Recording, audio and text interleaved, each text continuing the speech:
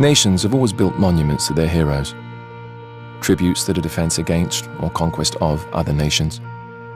But the monument here doesn't favor one nation over another. It is the first of its kind to commemorate the enduring survival of a species, our species. More importantly, it commemorates the man who gave the world faith, who gave humanity a future, who made mankind believe again. Master Chief Petty Officer John 117.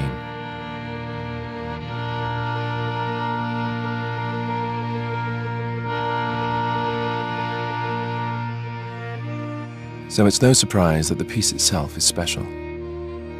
Begun 3 years ago in 2607, the monument is a diorama built entirely by hand. It is a three-dimensional snapshot of the battlefield and the soldiers who took to it that day. The scene has been reproduced with painstaking attention to detail and authenticity. Only the men and women who were there know it better. Today, we go behind the scenes to see its creation. To ensure historical accuracy, the boot camp induction scans of every Marine involved in the battle were obtained from the United Nations Space Command records. In this way, the artists were able to place the right face to the right soldier. After each face is completed, it is matched to a body which has been rendered complete with uniform and body armor, then carved by hand. It was the artist's vision for this tribute to humanity that each piece be shaped by the hand of man, without the aid of robotic model-making systems. Each handmade soldier is posed, painted, and placed on the battlefield, both the victorious and the fallen. Based on topographical maps of the day, the artists are able to replicate each hill, each plateau, and each ravine to near exact specifications.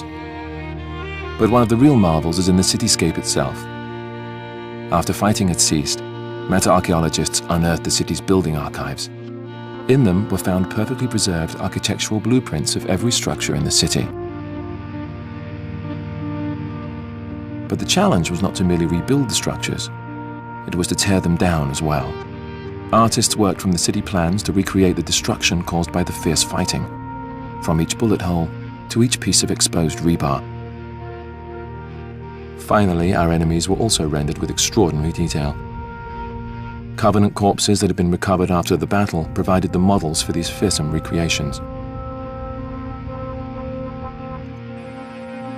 To complete the picture, authentic Covenant weapons and armor specs were accessed to fully outfit the warriors. Once the Covenant are placed opposite the Marines, a clear image begins to take shape out of the fog of history. We see how we were outnumbered, outgunned, outmatched, and seeing that, we realize the importance of the monument. On that day, half a century ago, our species was pushed to the crumbling edge of extinction, and as we teetered on that precipice, staring down into the abyss, a hand reached out, pulled us back from the brink, and gave us hope. The hand of a hero.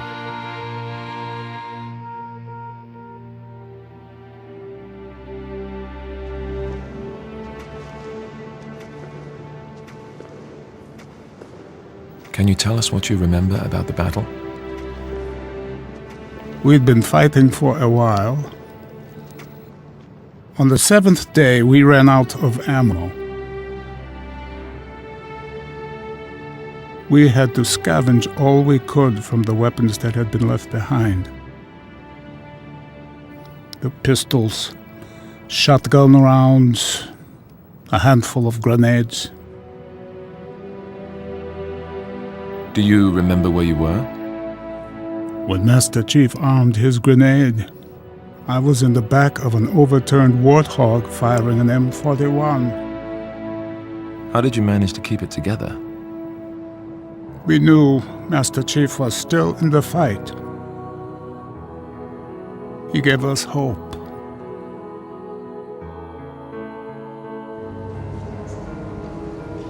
I was a sniper, used a standard high-powered sniper rifle. At 600 yards, it would go through about 13 feet of flesh and bone. What about you? Well, I used a shotgun. Could you tell us a bit about that one? This one, sure. We saw a lot of these. This is an old Covenant weapon. It's a spike rifle. We call it the Spiker. And who used it? Well, the brutes mostly. Can you show us how it worked? Sure. They used it as a handgun. That's heavy.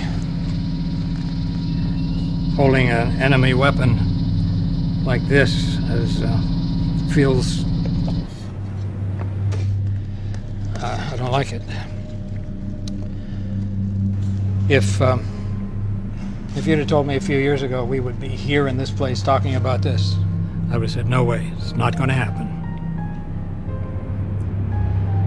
If there's one reason why we're here, I would say it's because of the chief.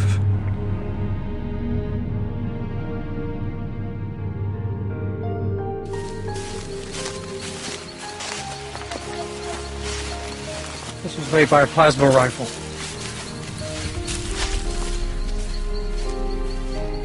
This is it. Right here. This is the spot. I bet I can remember every one of these trees. How did your platoon get pinned down here? We got word the Covenant was out here hunting us, and that Master Chief wouldn't be able to rendezvous with us until dawn, so we had to go dark. Go dark? There's no helmet lights, no readouts, nothing that'll give away our positions. Like rabbits down a hole. Invisible. Do you mind if we turn the lights off? Okay, all right.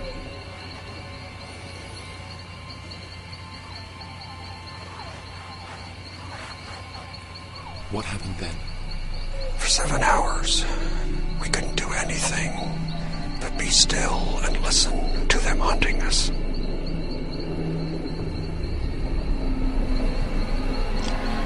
All we could do was sit and wait for Master Chief.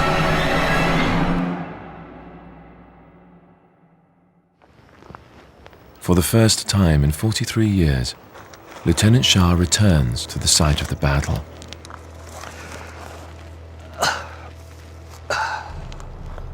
What is that? A shell from a sniper rifle. It's amazing there's still so many remnants out here. Where's Master Chief's grave? I don't think anyone really knows. There was a ceremony 5 years ago, over there. Just as a symbolic gesture. The coffin was empty. Why was the coffin empty? No Spartan could be listed as KIA. They could only be listed as MIA, missing. So it could be said that no Spartan was ever killed in combat. So the ceremony was tribute more than a burial. Doesn't look like much. The chief told me once that no soldier should be honored for doing what is expected. Do you believe that? I did, and I still do.